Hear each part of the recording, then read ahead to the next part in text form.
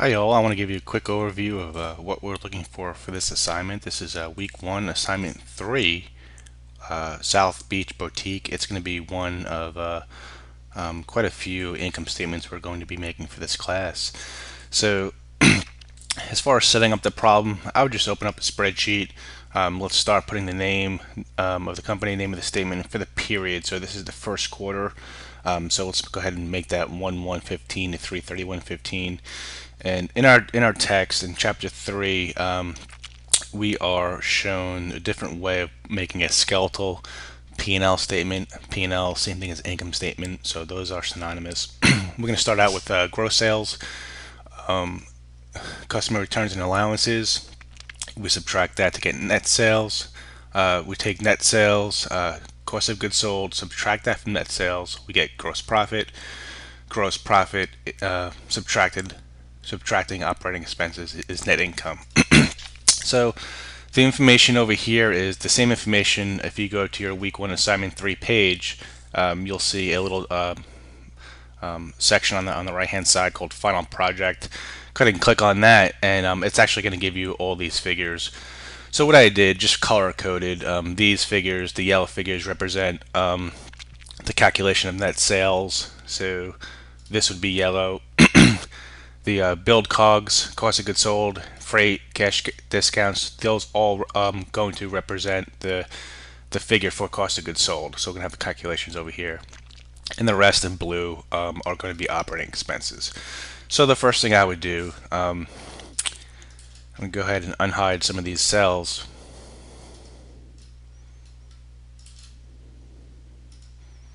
So we're going to calculate our cost of goods sold here.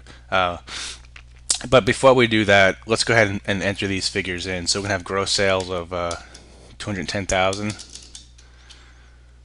customer returns and allowances of 59.50, and again I'm getting that from this chart over here.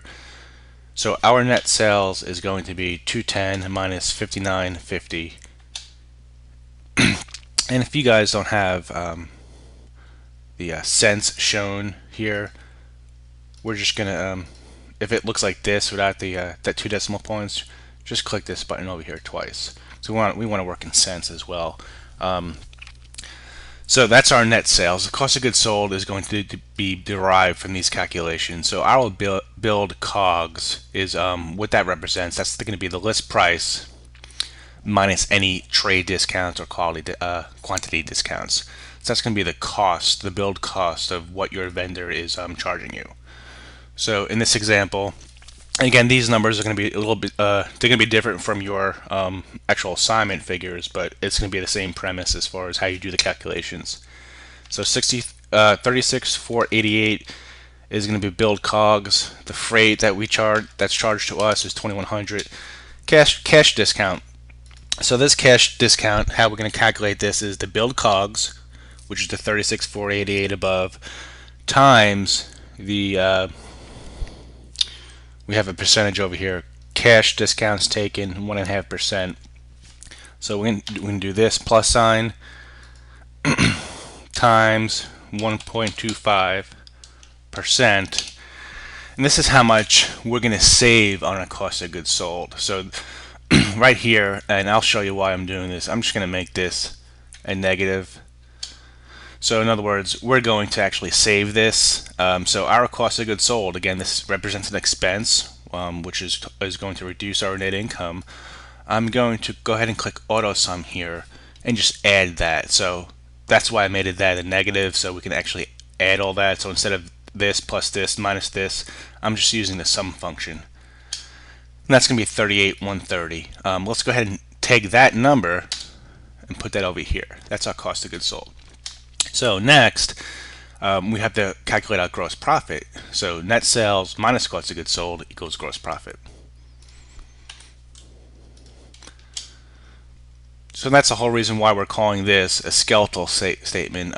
Could we have all of these disaggregated in the income statement? Sure. The income statement would be so much longer.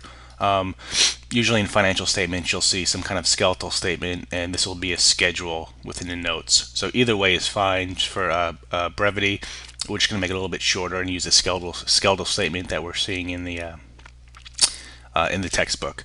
So our next thing that we have to do is create our total operating expenses. So I made a little section over here. So we're just going to use the blue now. So the rent is going to be 40,000. Assume that's going to be a quarterly figure since we're doing quarterly financials. Marketing and advertising 4,500. 27,500 for wages. 5,300. 10,500. 5,000 for social media. 3,500 for technology costs, and anything miscellaneous 810. So these are all our costs. Let's go ahead and sum this figure. So I'm going to go auto sum. That's going to automatically highlight that. If not, I'd hold down the left mouse and to all the different cells that I want to include, and just hit the enter button. So this is our total operating expenses. So let's go over here, hit the plus sign, click on this cell right here, hit enter, and that's my total operating expenses. So now the last thing we have to do is calculate net income. So we'll take gross profit minus operating expenses equals net income. So let's go ahead and save that. So these two sections, this cost of goods sold fills out this figure, these operating expenses fill out this figure. So the assignment asks us identify how net profit could have been increased. So for that part, there's many things that affect net income. Specifically, two things: cost of goods sold and operating expenses. Cost of goods sold, we can actually there's many ways we can reduce our cost of goods sold. One main thing is negotiating with our vendors. It's just not a one-way street. So the vendors, what prices vendors have, what they quote you, that's not the end. That's up for negotiation. They may not tell you that, but again, depending on volume and quantity that you do purchase, you can negotiate those terms, whether increase the days discount you have to get a cash discount. So maybe instead of 10, making that 15, maybe making your net 30. Net 30 is when that's due at the end of the month, maybe increasing that to net 45. So be cognizant about the actual discounts. You have quantity, trade, seasonal, and cash discounts. In this example, we just had a cash discount. Any allowances and rebates also reduce the cost of your merchandise. Transportation costs. Transportation. There's a few examples in the book, in the text. So one could be that the vendor pays for it, you pay for it. So that's up for negotiation as well. So and then it'll certainly reduce your costs. There is one task in this assignment. So we have to make a projected P&L, assuming a net sales decrease of 3%. So you can go ahead and, if you wanted to, you can copy and paste this down here and just change that for 3% discount. So for shortness of time, we can actually do this here. So this is my net sales figure. We do a little calculation. So that figure is 204.50. So if I take that and I let's see. So it's a net sales increase. So if I want to increase this by 1%, I can just times this by 103. And that gives us 210. The prior one was 204. So if I go to the new net sales increase of 3%, my net income increases to 73,000 and change compared to 67,000. So when we project, we can do that as well. So we can always also project a reduction in cost of goods sold. That would affect our gross profit and ultimately our net income. We can also project, our operating expenses. Say we signed a new lease and our quarterly payments went down to just say 27,000. That's going to increase our overall net income from 73,000 to 86,000.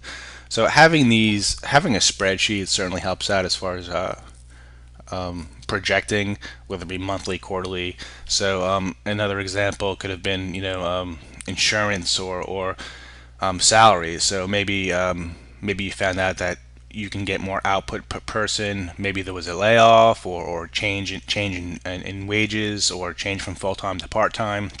Um, that would certainly increase your wages, your overall operating expenses, and your net income. So hopefully this gives you a good example of what we're looking for in this assignment. So any questions, feel free to reach out to your professor or post in the problem solutions thread. Take care.